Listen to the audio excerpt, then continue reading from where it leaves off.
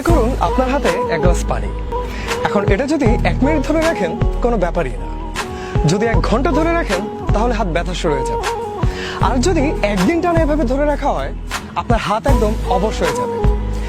মজার ব্যাপার হচ্ছে এই পুরোটা সময় পানির ওজনের কিন্তু কোনো পরিবর্তন হচ্ছে না, কিন্তু আপনি যত বেশি সময় ধরে রাখবেন গ্লাস, এটা ততই ভারী মনে হতে থাকবে। আমাদের জীবনে রাগ, ক্ষোভ, ঘৃণার অনুভূতিগুলো এই পানির গ্লাসের মতো।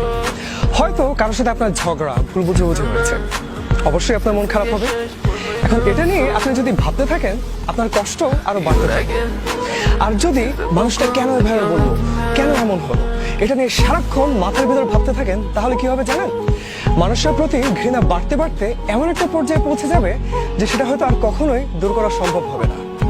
হয়তো ব্যাপারটা আসলে খুব সামান্য ছিল, একটা ভুল বোঝাবুঝি, রাগের মাথায় বলে ফেলা একটা কথা, ছোট্ট কোনো ভুল যেটা হয়তো খুব সহজেই শুধরে নেওয়া যেত।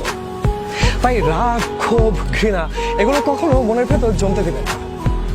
যদি কখনো কারোর সাথে এমন ঝগড়া বা ভুল বোঝাবুঝি হয়, আপনার ইগোকে ঝেড়ে ফেলুন। মানুষটার সাথে ঠান্ডা মাথায় খোলাখুলি কথা বলুন, দেখবেন সব ঠিক হয়ে যাবে। খামাখা মনের ভিতর রাগ বা ক্ষোভ পুষে নিজেকে কষ্ট দেওয়ার কোনো মানে হবে না।